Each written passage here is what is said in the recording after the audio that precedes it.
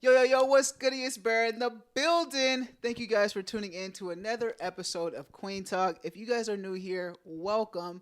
Make sure to hit that like button, subscribe button, leave a comment. Let me know what you think of this episode. Today, we got a very special guest, y'all. Very special to me. This guest graduated from Wichita State with a bachelor's in fine arts, who didn't wait for the spotlight but built his own, who is known as Damian Brown, but the fabulous Brown Sugar. Please welcome Damian Brown. Hey, what an introduction. Who needs that? I need you to just be on my shoulder every place I go, like at the Quick Trip, and then just like, what's your name? You take it away, right? That's very sweet. Thank you. No, this is really when I asked you to be on here, you are one of the first people that I seen and go to a drag show. My first show was in Texas at Havana's, but on a regular basis, Fantasy was I'm 18 in there getting it lit, Getting it. Those were the days, Yes. right? I mean, it was only just a couple months ago that I started. So yeah. Let's get into it though. You got it. How did you start in drag? So like you just said, I graduated with a bachelor's in fine arts, and I was ready with my shiny degree, ready to be a brand new actor. And I was going to spend 1 year here and then maybe go to a larger place like Chicago or Dallas or somewhere that had a full actor's experience. And before I knew it, I wasn't getting any roles. That first year I graduated, it was just role after role after role. And then it dried up really quickly. So I found myself at Fantasy, and Fritz Capone says, I saw you in a play and you might be really good at something. If you would like to give this a shot, I'll help you out. And I had did drag for it was called Kansas Can. So it was for the rodeo association, the Kansas Gay Rodeo Association. Okay. And I just did sort of a number just to raise some money for that organization. And I mean, I was blown away with how good I think I was. Yeah. And so then I was tapped and they said, "Hey, why don't you host a show and come up with your own jokes and you can figure this out. It'll be fun." So who is this? This was Fritz Capone, and Fritz Capone, for the most part, started drag here in Wichita. Okay. He was here from the late '70s up until 2012 when he passed. Okay. But he was like a mentor, and he was one of those people that sort of said, "You're good at this. Keep going." And I'm like, "Okay, Shout out him. I will." Shout out to Fritz Capone. If anybody knows him, y'all know her and love her. Yeah, so that was that.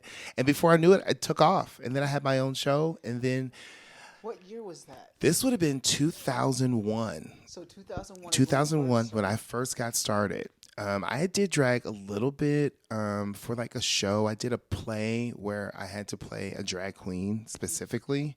But that was, it was with memorized lines and in a controlled space where it looked, for me, it felt legitimate. Yeah.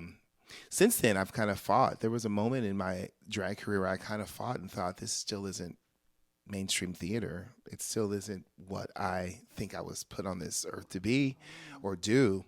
But I think with any creative outlet, you sort of hit a rough spot and you find yourself doubting yourself and saying, this isn't it. Yeah. But now RuPaul's Drag Race is here. And yeah, you can so you started before that. God, yeah. God, yeah. And that's what I was called forever. Yeah. RuPaul came out in 2009. Yeah. Well, yeah. But RuPaul had her hit song in the 90s or early 90s. And so when I donned the blonde wig, that was it. So that Supermodel of the World, that song would play. I would go into different bars downtown when downtown was not downtown like it is now. Downtown Wichita, I would walk into a friendly bar is what we called it. Yeah, okay, I think everybody knows what that is. A friendly bar. And RuPaul, that song would play. And I was like, okay, this is weird. All of a sudden, that was my anthem for 5 years. Oh, yeah. Wow. And then all of a sudden I was like, I'm going to stick with this. And then more money came and then more opportunities. And then I was able to sort of work as a working queen, which is not is rare. Yeah. That's dope. That's Yeah. lit. It was nice. What was your first representation? Was it the first time like that Fritz told you about it, or like had you known about it before then? Oh, so I went to a drag show. So I came out in 1996. 96. I don't need any of the negativity, but kudos to you for being brave to come out in 96. Like, so I came out in 96, and it was a drag show like on a Sunday night, and I was like, oh, well, this is interesting. There was another person in Wichita. There was another person in the theater department at that time, who shall remain nameless. But they said he stole all the dresses size 16 and over from the costume department. And so that was always a running joke every time I see would say, how many times have you stole from the costume department at Wichita State? And so I knew people on the outskirts, on the fringes, I guess is what I should say, that did drag. But it felt, again, a little covert. It felt a little sneaky. And I think for a lot of gay men that enjoy drag, I think it probably started out sort of shameful, but I think a lot of gay men's lives start shameful. We are already ashamed that we have these feelings, that we have these notions. And so that just adds another layer, that we kind of like women's clothes, that we kind of like to play in women's hair. Yeah. We kind of like to wear their shoes. Yeah. It was always sort of... How did you navigate with that? So obviously you're speaking of your own experience. Yeah. Well, eventually you have to find your way and say, I don't care what anybody thinks about me. Yeah. But, coming back from my background, growing up in a heavily religious household, it was another layer of shame. So you found yourself sort of sneaking around until you either get caught or you just don't care. Yeah.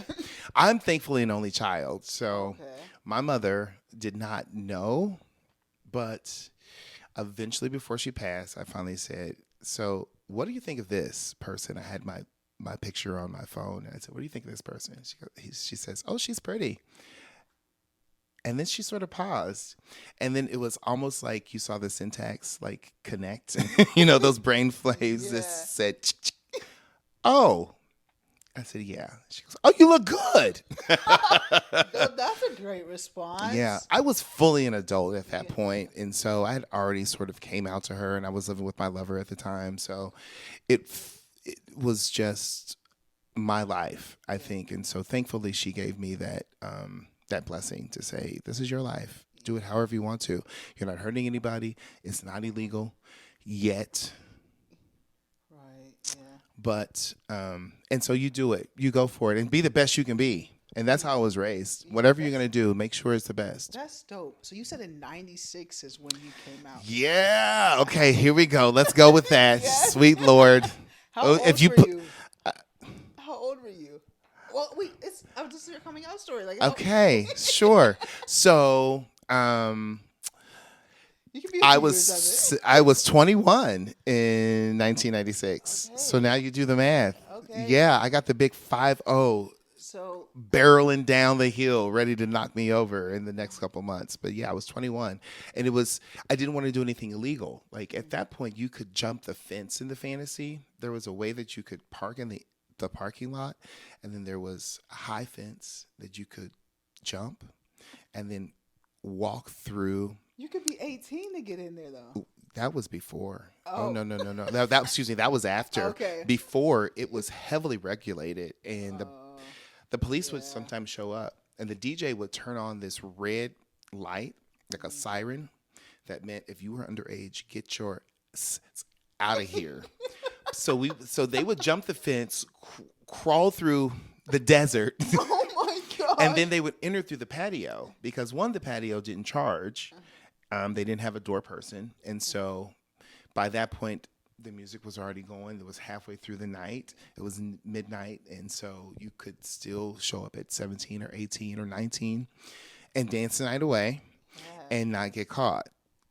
I didn't want to do that because one, I pay way too much for these clothes that I'm wearing to the club. I'll wait till I'm 21. I'm not jumping nobody's fence. Yeah. That's tacky. So you waited till it was legal. I waited till I was completely legal. Would you say you were a good kid then growing up? Like I think I was a good kid. I was a Cub. Cub Scout, Boy Scout, and Eagle Scout. And no Scoutmaster touched me.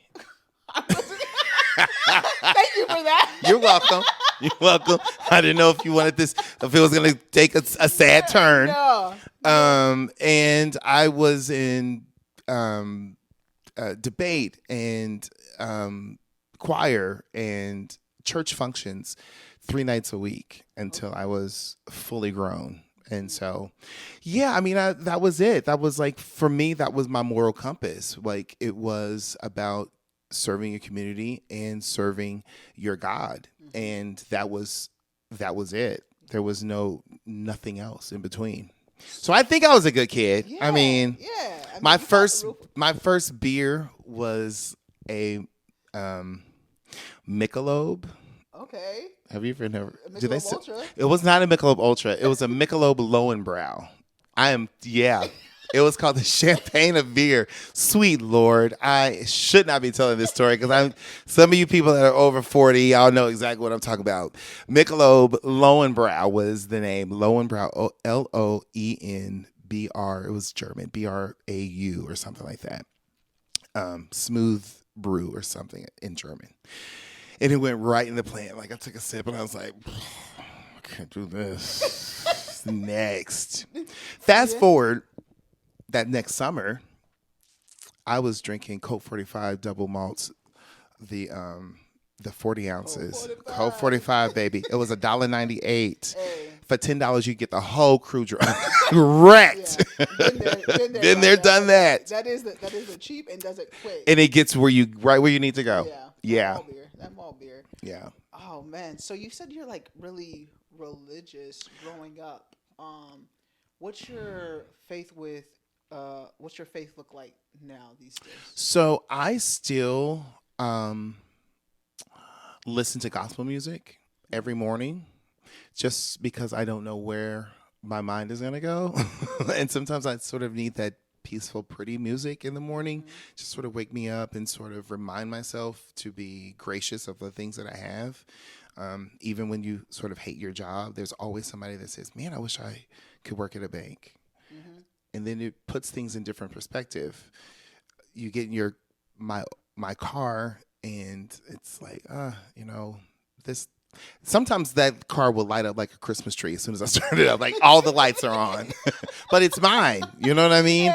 And there are people out there that I know wish they had a car. Right. So I have to remind myself of my gratitudes and remind myself of how thankful I am. So that part of being thankful of the universe for allowing me to just be in this space and having it, I don't necessarily know if I can define, but I am always conscious that I didn't get this far alone. So I don't know if that's inner strength or if God lives in me or if God lives around me or above me or below me. It really doesn't matter. I just have to be thankful for the things that I have. So I don't know if that answers your question or not. Do you think did your relationship strain from the church? Oh, yeah. So when I turned 17, I moved out into this apartment it was Batten Apartments. It was on Harry and Oliver. Okay. And I paid $189 a month for rent. That's so nice. That shit lit. We can live our source at 17 for that too. Let's do it. Everybody needs to move in. But I moved out when I was 17 because I knew that I was beginning to have urges and I didn't know how to articulate them. I knew that my body physically was articulating them, if you can catch my drift, but I didn't know how to put them in words. And, I always had certain mannerisms. I always had a smack. I probably always spoke with my hands, and my wrists probably were always above my shoulders when I spoke. So, I mean, if you were an outsider looking in, you probably would have said, "Oh, this is a gay man." I didn't see that, and I didn't want to see that, and so I fought and ran from it as far as I could. And I remember my home church. The pastor gave a sermon, and he says there are homosexuals in the choir, there are homosexuals in these pews, and there are homosexuals on this pulpit. There are homosexuals everywhere. And I don't really know what his point was. It very well may have been a positive spin on homosexuality in general. But I know that it's sort of everything went black for me. And I thought, oh, one, I've been seen. And two, I don't want to be seen with church hate. Yeah. And I don't know if anybody out there knows what church hate is, but church hate it's insidious and it's mean and it's deliberate, and it's spirit breaking. 100%. Yeah. 100% spirit breaking defines it. Yeah. All. It's just, I definitely relate to that. I recently have gotten closer back. I found a church online that I go to. I haven't found one like in person that I feel comfortable going to. I went to a church, my grandmother's church, who I grew up with, and it was a horrible experience. Like this was like recently. Like last year. And the thing is, when you're self-actualized and you know who you want and you know who you want to spend your time with and your money on, if it doesn't feel right, if it doesn't look right, I'm not wasting my time with this. Yeah, I'll see y'all later. I'm out. Exactly. And she just asked me and my partner what we doing for Easter. We ain't doing that. We're not going to that church. Right. I was like, I got to. And eggs is too high anyway. We might have a ham sandwich. For real though.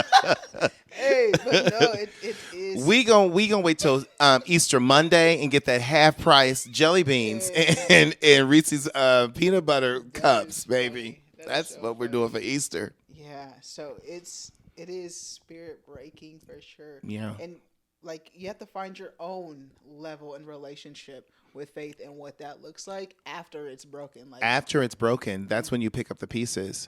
And so, I mean, I look back now and think, well, maybe that was exactly how it was supposed to happen. You know what I mean? Because sometimes the best things are broken all the way down and then put back together again by yourself, instead of sort of being indoctrinated with it, because you can do your own research and you can adapt what works for you and what doesn't, and who does and who doesn't. Exactly. Yeah. Exactly. I've definitely done that myself. I'm still doing it, still learning. And Good job. Yeah. Good job. Yeah. I mean, it's like every time, like you said, like especially coming from like a black household, like it is just like prevalent. Oh yeah. In those households. It's who we are. Yeah. So. Yeah. But you know what? It's so interesting to think of drag and black church because of the pageantry. You know what I mean? Yeah. Because you talk about Easter. Have you ever been to a black church on Easter Sunday? Hats. Yeah. And then the suits with the rhinestones.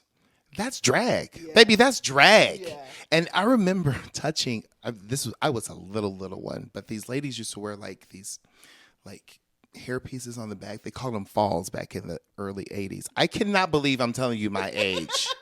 But I was so infectious. She was sitting right in front, and I was sitting on my mother's lap, and I was so infectionated. I wanted to touch that lady's wig. I wanted to touch her. I wanted to touch that lady's wig so bad.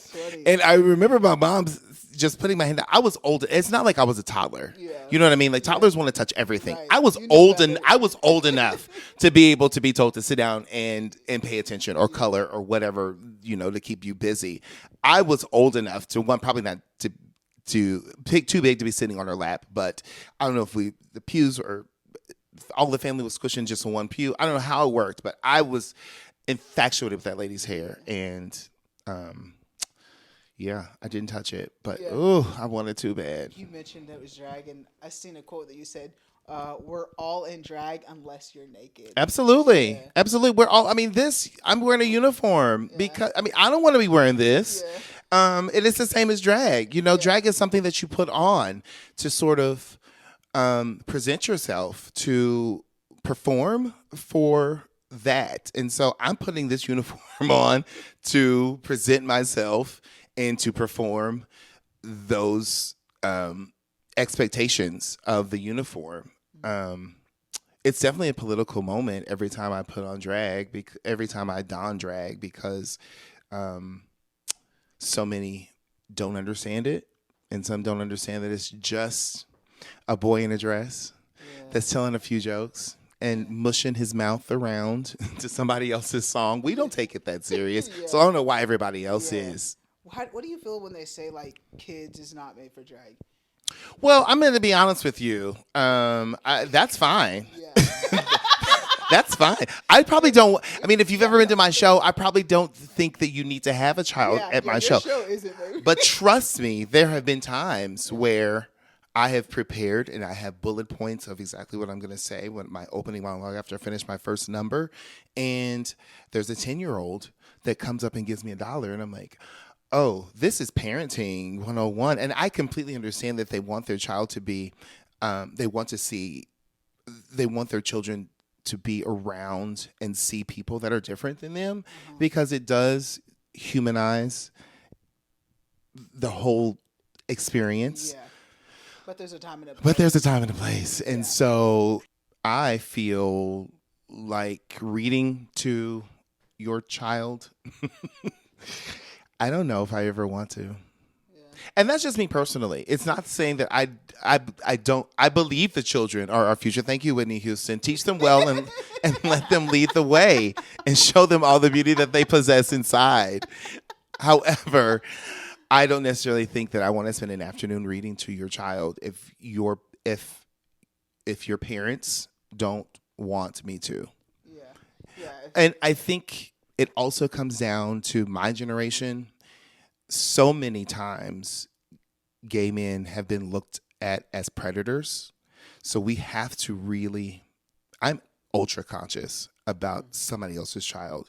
And I think that the gay men in my life, or the gay men in my generation, are very conscious of other people's children. We don't touch. We'll give you a high five. I'm not putting you on my lap, because we were always looked at already as someone that was going to touch your child. And trust me, my generation, we want a man. Shoot. That's interesting that you say that you're very cautious of what you do. Like, I'm not a gay man, but I do that too. Like, it's very interesting that because we know that society already looks at us as groomers, I think is a word. Maybe I shouldn't say predator, but I think you know what I mean by that. Groomers are the ones that are saying that this is okay. Listen, I'm not saying anything I'm not trying to raise anybody's child. If you don't want your child to be exposed to different people, that's fine. Your child will be exposed to different people, because this is America and this is a melting pot, and they're going to see us and we're going to be around. But if you don't want that, that's fine. I'm not here to force anybody else's hand. Right. Yeah, exactly. And with everything like going on now, like I feel like you've seen like the ways of just like the queer community and just like the highs of it and just like the lows of this year, or just like how are you feeling right now about everything? You know, I wake up every morning and Alexa plays NPR, and sometimes I just say, turn it off. Turn it off until I get my coffee. And then let me put on some music and let me calm my mind. The outside world can be terribly mean and terribly insensitive to those that are deemed less than. And it's always important to have your own strength and your own self of your own self of love, your own self-respect, your own dignity, because the world will take it away. Definitely. And I try not to put too much energy into it. So I'm now I don't know if that means that I'm just the flamingo that sticks my head in the sand and says, I don't want to listen to la la la la la la la. But sometimes it's the best for me to just be able to hold on. Because too much of that, Yeah. You can get depressed. Yeah, I watch news usually on a regular, but I do have to take like breaks. Yeah. I have, like Yeah. because I can get consumed in it. I Like, mean, I and akin I'm it to 9/11 when that first happened. I don't know how old you were, but I was a full adult as it's now been I will never established. forget where I was. Man. Yeah. The TVs came out, strolling out And in there the was, classrooms. Yeah. and there were so many questions. And I remember coming home and just being glued to CNN, completely glued, day in and day out. And this was like, it wasn't the beginning of the 24-hour news cycle, but not everybody, had cable. And so if you had CNN, you could watch it from morning to night, the wee hours. They were still coming, a new development. And I felt myself just being so, I mean, I completely understand. I mean, if you didn't live through that as an adult, you wouldn't understand why we went to war. But that was the reason we went to war, because we were so inundated with it that we felt like, what can we do? We got to do something. We've got to get them back. And that was it. And so we went. That was the start of a silly war that we should have never even been a part of. So yeah, I have to take my breaks with it. How do you feel like the community? Like, are you doing something to like build community work? Like, do you feel like, okay, we gotta come together with more things? Like, how do you feel like in that aspect of it? It was very interesting. Our mayor has been in the hot seat here recently, and there is a march coming up in a couple days. And I sat there at lunch as I was eating my Arby's chicken sandwich and contemplating if I should have the mozzarella sticks because those are fire. And I thought, am I going to go to this? I have the day off, and it's a Sunday, and I thought I could go to this. And then I was reminded of the nationwide march that we had this past Saturday. Yeah. It was called, I think, Hands Off. Yeah. And it was terribly tame. And there was a understanding in the Black community that we are not going to these marches. We're not doing this because we already voted, and we voted for Kamala. And possibly the reason why this person is in office right now is because of Caucasians. So this is Caucasians' fight. This isn't Black's fight. I was on the fence with that, and I promise you I'm going to get back to your answer. But I felt like there's something that should be done. But then I saw how tame these marches were, because Black people have marched for years, and we know the struggle and the anger, and we have signs, and we have bullhorns, and we have a certain energy that we want to excite and get across. And yes, we will obstruct streets to inconvenience whoever's driving, because we want them to feel inconvenienced. We want them to feel something that we feel. We've been inconvenienced for years and years as Black people. So as gay people, we are also inconvenienced. But my struggle now is just trying to be a decent human and just surround myself around other decent humans. I think I'm a little too long in the tooth now to get in that fight, because there are young gay men specifically that say, well, I hate gay pride. And they've missed the mark already. Yeah. So marching in the streets for gay pride in 1996 with me meant something completely different. We already now have the right. Let me start over. My generation gave these new gays the right to have sex without condoms, because we fought to get married, to be on Grindr, to be able to say I hate gay pride, to be able to be a drag queen and not wear breast forms, which I will never understand, but there's neither here nor there. I only have what I have to offer, and that's it. Yeah. So you feel like you fought the fight for where we are. Like I fought the fight, and I'm ready to fight the fight again, but I'm also ready to pass the baton. But I would like to pass the baton to somebody with as much energy and as much conviction as I had. Yeah. And I don't necessarily know if I see that. So you have to prove me wrong. Yeah, you youngsters, prove me wrong. Yeah, I did see there was just like things like after the hands off protest, it was just like there was no cops, no military out there. I remember I saw a quote where a lady said, "We need more things to do for kids. We should get like a bouncy house."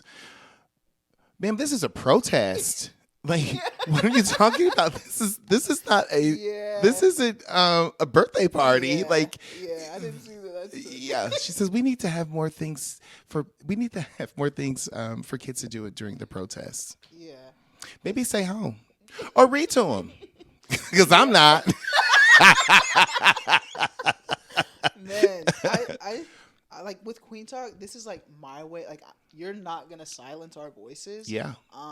And you mentioned just being black. How I wanted to, like, what was it like? I know what it's like right now being black and queer, but like back when you were like doing drag in the face, like what was that like? You know, there weren't many places to go dress shopping. That's why my friend probably stole all of the size 16 and above from the costume shop from Wichita State. There was a place called Payless. I don't know if you're old enough to remember. Okay, all right. Easter has not been the same. No, I just about to say, I seen that. Since Payless went away, Easter ain't been the same, baby. But there was on 21st and Oliver, there was a Payless that sat right beside a Kmart. So right now, I believe we're mid K6.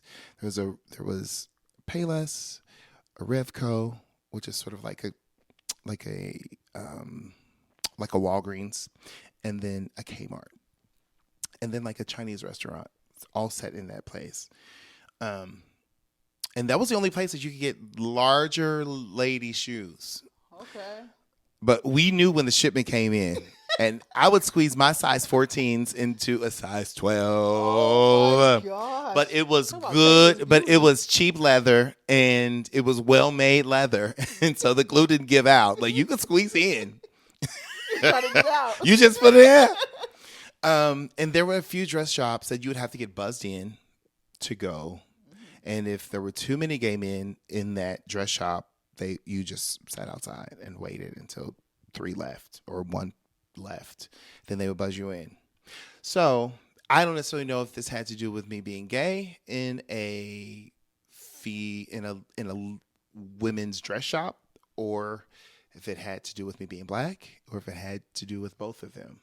The intersexuality, you said it right, of being black and being gay, I didn't choose either. I couldn't take either away because they make up who I am. Right. But it was felt on both sides. And sometimes hate is just hate. Yeah. Yeah.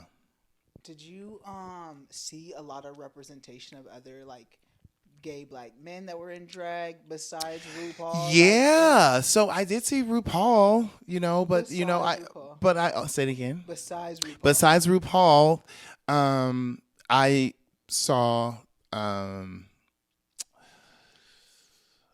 beautiful queen named Paris Cook, Jamaica Montez. Okay. My girlfriend Ebony, who was as tall as I was. So these are people that were like with you. Yes, they were a generation older than me, but they were established queens that sort of showed you the ropes. Yeah. Showed you, okay, now listen, you don't show up without any nails. Do you have like a picture of like your first drag look? I sure do. And you will never see it. I want it. You will never see it. You'll never see it. It goes in my black bag, and this is my best friend knows where my black bag is. It's like, this is where my diaries are. This is where all of my journals are. This is my personal space. No. And there's some photos. Put them in the river. Shoot them, burn them, then drop them in water, and then pour the water down the drain. it because I really want to. All right, can I just see it? I want to see it. I very well may be able to show you Okay, one. I know what you look like now, like beautiful. Yeah, like, yeah. I was not then. I was not. And the interesting thing is, like, there's always these different trends that every generation is a different trend. When I first started, going back to your question, first starting, we didn't really have we didn't have internet at all. We didn't have cell phones. So we AOL was just getting started up. Yeah. So you had to be creative. Like, if you didn't have a sewing machine, you better learn how. You better have a good friend that does have a sewing machine, because if you have an irregular size body, you better do it. You better learn how. We had fashion fair makeup in the mall in Dillard's, and that was the only line for black girls. That was it. Now, we could go to these hair stores and we could get their powder, their pressing powder, but it was terribly cheap and it didn't really work that well. It wasn't very complex. Yeah. Or we could go to the theatrical store, but again, it was like grease paint. It was like made for a different kind of setting. And so it was that theatrical makeup was hot. Yeah. You would put it on and just beads of sweat. You just dab it, and a mess. And some of those things you just have to learn on your own. I can't use a straight razor because my face will break out. And so I will put on makeup, and then I look like a Nestle Crunch bar. Thank you. These are the jokes, people. These are the jokes. So, I have to use like this depilatory that sort of burns the hair off, sort of like Nair. Yeah. So, you learn all these different tricks of the trade, and I am always willing to share. But sometimes you meet these new kids, and they don't really want to hear. Yeah. They've got it made because now they can go online and they can pick their own hair. And then they can pick their own costume. Then they can buy their shoes in size 17 if they need to. They can buy their own pantyhose. All of this can be online. Yeah. And we would go to 3 different stores because we were needing coffee pantyhose or suntan pantyhose. We would go to 3 or 4 different Walmarts or Kmarts just to get, you know what I mean? Just because it's all we had. Now we can. It's just easier. It's much easier to do drag. Definitely a lot. The internet has definitely helped. Definitely changed tremendously. And speaking like on the drag situation, you were the first alternate in the Miss Gay Kansas. Oh my gosh! Yes, yes. So man, I did 2 pageants in my entire life. One was Miss Fantasy. Only 2. I always hosted. I was always just tapped, hey, can you host this pageant? Sure, I would just host it. And so I got very comfortable behind the microphone, reading off the cards to say, now she's coming with a blue dress designed by Miss. And so I just got really comfortable with that. And Fritz Capone said, hey, you should run for Miss Fantasy. And I'm like, oh, I don't know. Anyways, I was Miss Fantasy 2002, and then that was just a year after you won the first year. Yeah, I was hot then. I was still hot. I had it. It was all in my blood. Like now this. I mean, I was dropping it like it's hot. Now I pick it up like it's cold. But and then 10 years later, I was like, I'm going to be Miss Kansas because I kind of want the gig and I kind of feel like I am, the head. It's heady. It's a lot of ego that goes in with drag, but definitely when you want to enter a pageant, it's, I want to be that girl. Mm-hmm. I want to be her, and so that was it for me. And I was, but there's a lot of politics that played into it. And I got a $10,000 dress. $10,000. That's a used car. That's expensive. And that's just for the gown. 2013. That's expensive. That was just for the gown. That's not talking about the hair that I had to get. My hair came from my hair guy, but he put it. He lives in Atlanta. He put it on a Greyhound bus because it was cheaper to ship it on a bus than it was UPS or the standard mail system because everything ships or you can go anywhere for $69.99. Yeah. And so Way to think outside the box. So I got my hair from there and then the shoes and then you got to pay the dancers and you got to pay for the mixes. And before you know it, you have racked up $20,000. And that's now you're just the first alternate. Well, that's a great accomplishment. I wanted the crown. Yeah. I want the crown. I wanted the crown. So I got my scores. I was inconsolable. I was inconsolable. I was inconsolable for about 6 months. But I still had to go to nationals because in that system, the winner and the alternate go to nationals as representatives of that state or that region. And so I don't want to go because I'm done with drag. You know what I mean? Like I've lost. Yeah. Like y'all already said that I ain't shit. So why I want to go and prove on a national level that I really ain't shit? You're pretty hard on yourself. Oh my God. Well, I'm a tough guy. I'm tough on myself. I'm tough on a lot of people. But, you know, I always feel like if I can do it, anybody else can do it. But yeah, I think that might be an only child syndrome. Just maybe not having brothers and sisters or elders that say, hey, I'll help you. Yeah. You kind of just got to figure it out on your own. Yeah. When I see, I was like, dang, that's a good accomplishment. Thank you very much. I don't even bring it up in mixed company. I don't even know some of my closest friends know that I was. Do now. They do now, baby. Tune in. What else could be a Kueen Talk exclusive, everybody? Oh, that's about it. Oh. You've already dug up all the trash. If you ask for any more, I'm throwing this microphone out the window and walking out. You won in 2013, but I want to know, like, what was I did not win in 2013. You did. You got first. You're exactly right. You're exactly right. I did. I was an alternate. What did you say earlier? Many people, you broke down card. Many people would have loved to get the first alternate. They would have loved that honor. My girl, you put it in perspective. Yes. Thank you very much. You put it right there. You put it right where I needed to go. Yes. I appreciate that. Be happy. Be proud of that. Yes. All right. I'm going to write that in my journal tonight. Definitely. But how did you feel when Fantasies closed down? Oh, man. So that was like my start, you know, like, and that's where like I honed my everything, you know, I learned how to paint my face. I learned how to put together costumes. I learned how to bullet point jokes. I learned how to present myself, work well with others, be on time. I mean, people that say that drag is not on time. Yeah, people that say that drag is not a real job, that's not true. Like you have to collaborate. You have to work well with others. You have to know if something doesn't go right because these are the days of CDs, and sometimes CDs would skip. Oh my God! In the middle of a number, baby. Oh, and then it would just stop. Yeah. And then the DJ would have to like get it back.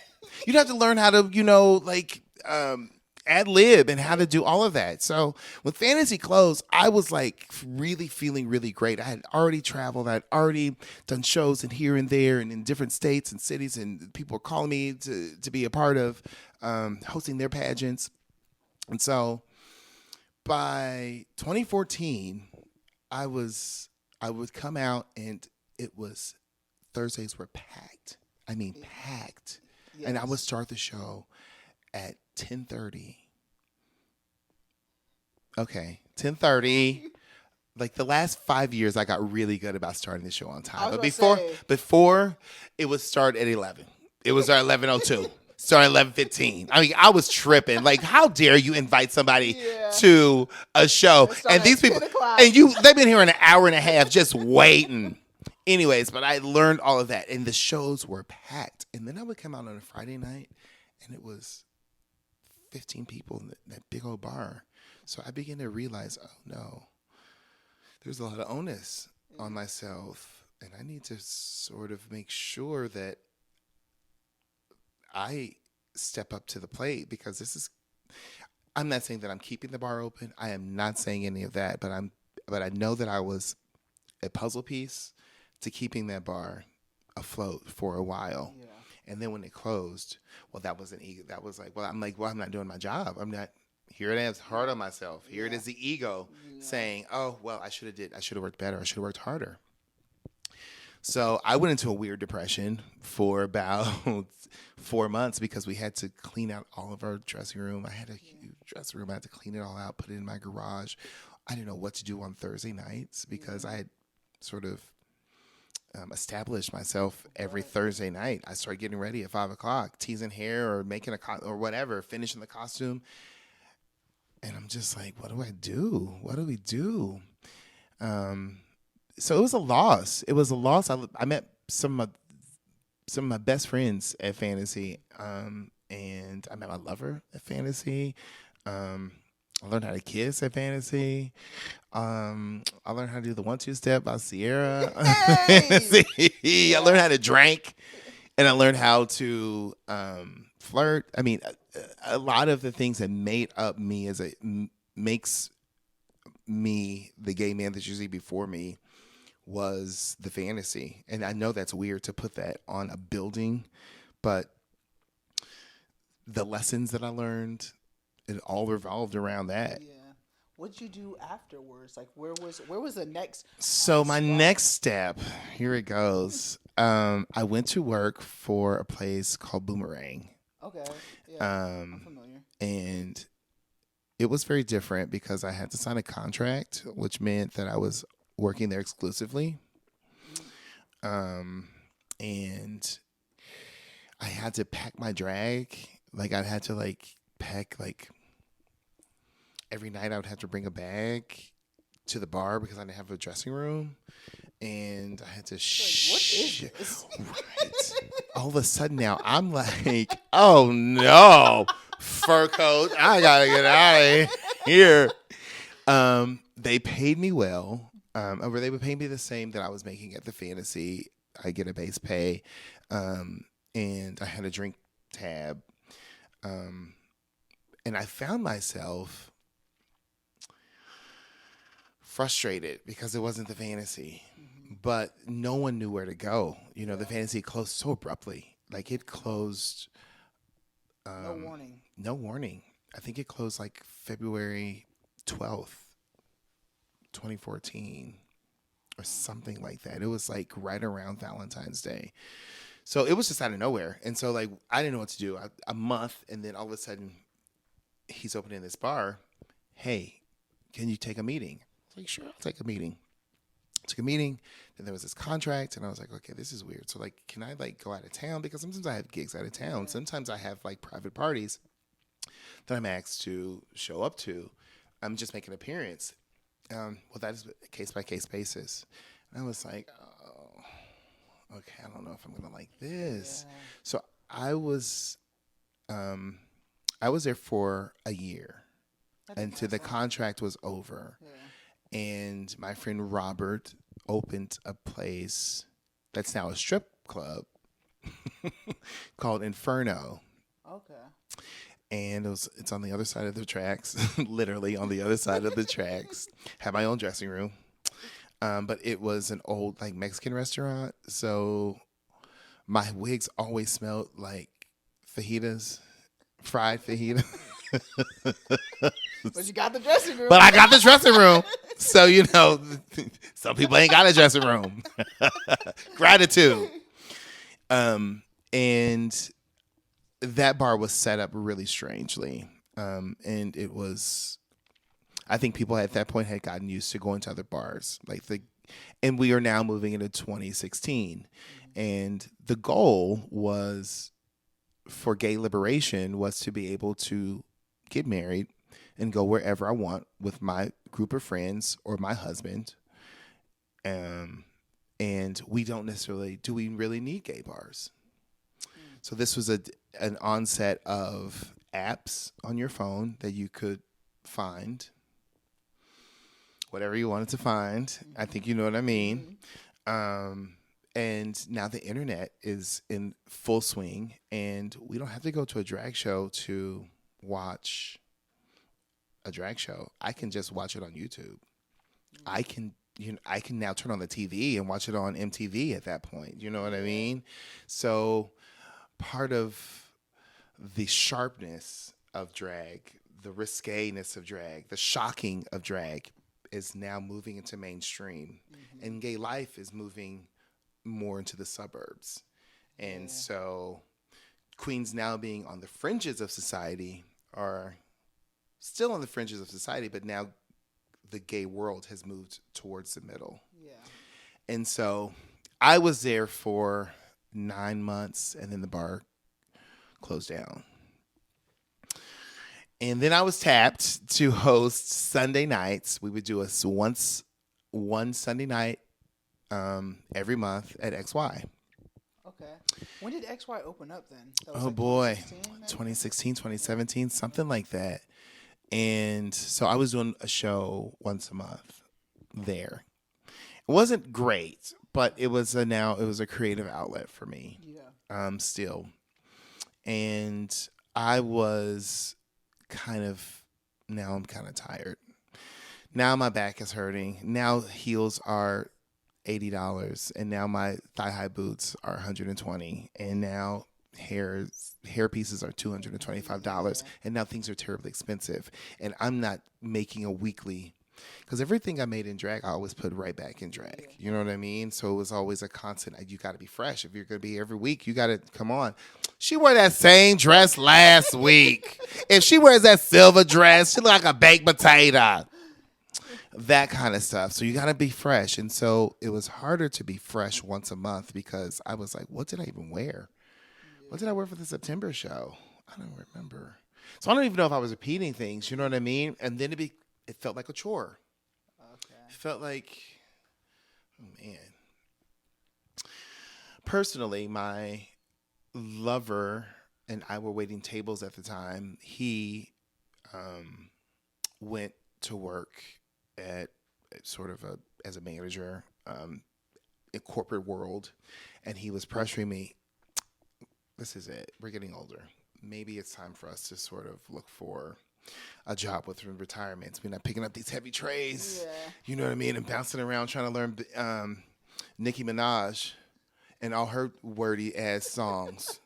I'm like writing it down, like, slow down, sis. Like it would play, and then I would pause it, and then I'd write it down, and then I rewind it, and then I would forget where I was. Oh, it was a mess.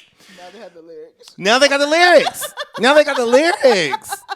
But I mean, it still took me forever to learn them, because, things, your body will change. Yeah. And so that was it. And so my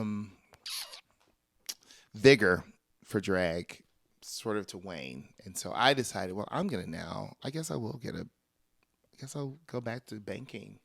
I was working in banking when I graduated.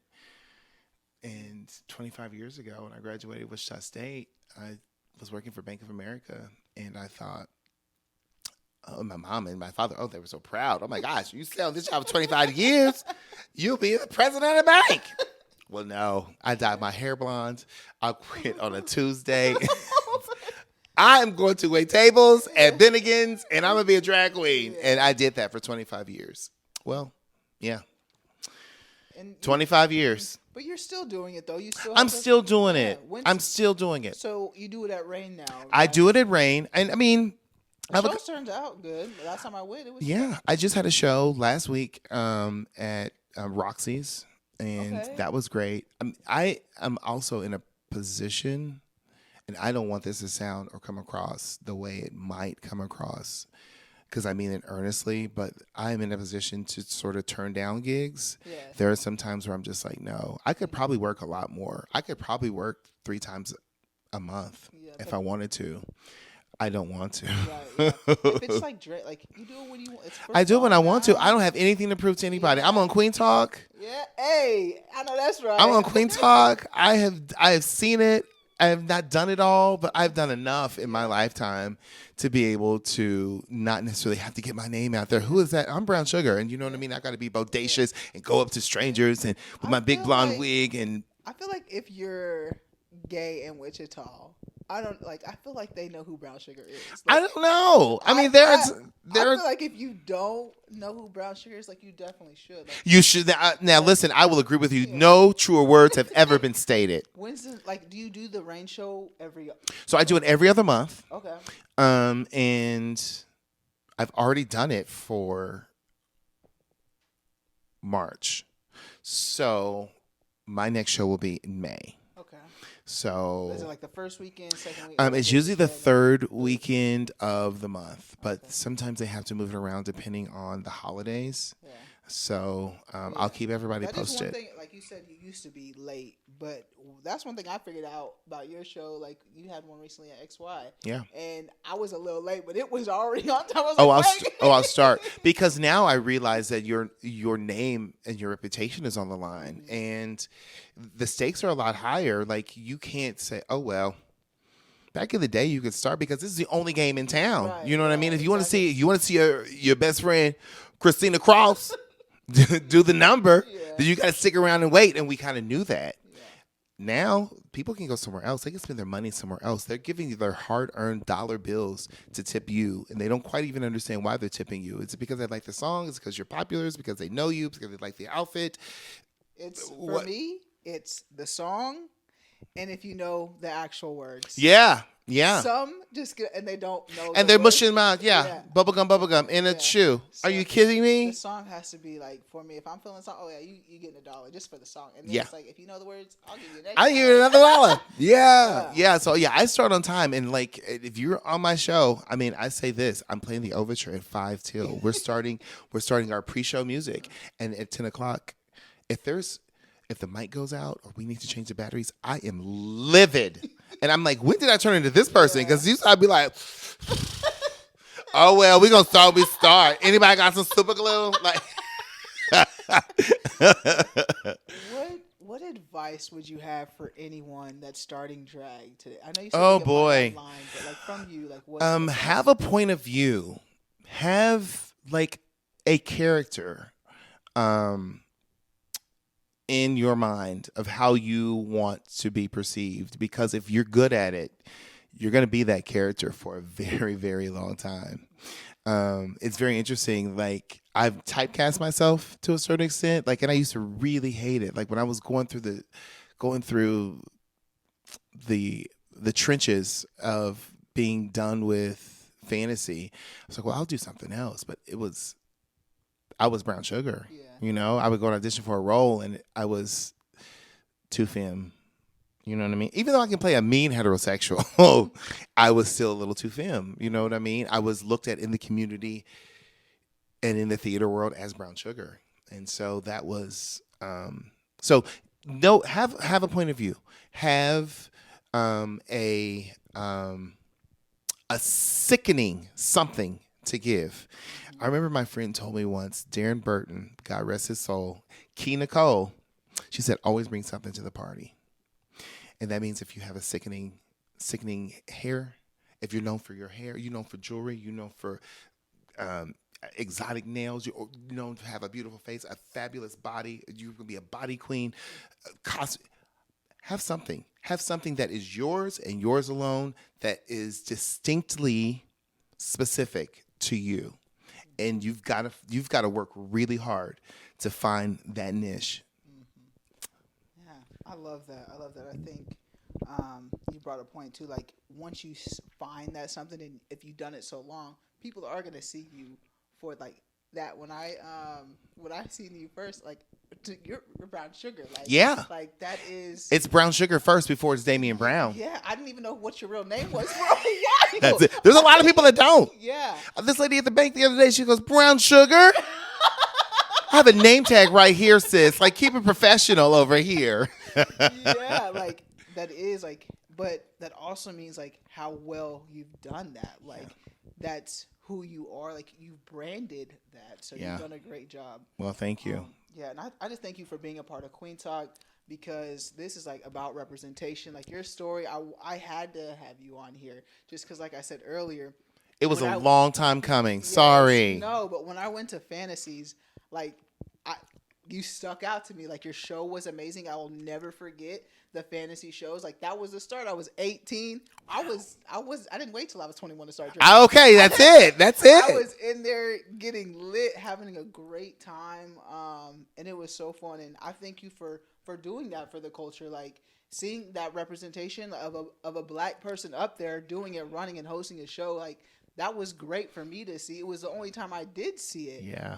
Growing up, I'm from El Dorado, so like driving 30 minutes, 45 minutes to Just to come see my black to ass. come to Fantasy every Thursday because my older cousins, they put me on. I was used to Yeah. it. So coming with them and spending that time with them and all of us just like getting that representation, then having to drive 45 minutes back home and then see that. But it was just like that was the spot, and the spots always need to stay created. Like Absolutely. we need our own spots. I agree with you wholeheartedly. Yeah, the straight bars, they're fun to go to. I go to them every now and then, but like just going to a gay bar or Our safe space. yes, Absolutely. yeah, where you can just see that representation, be yourself, without even a worry inside. So I just thank you for being that piece of me. Like, Well, listen, thank you for letting me be a part of this, and thank you for coming out when you were 18 and I was only 19.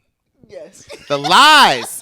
Hey, I know that's right. Would you like to leave the audience with anything? Like, is there something that? Oh man, listen, be good to yourself because you only have you. Be good to your eyes because you only have two.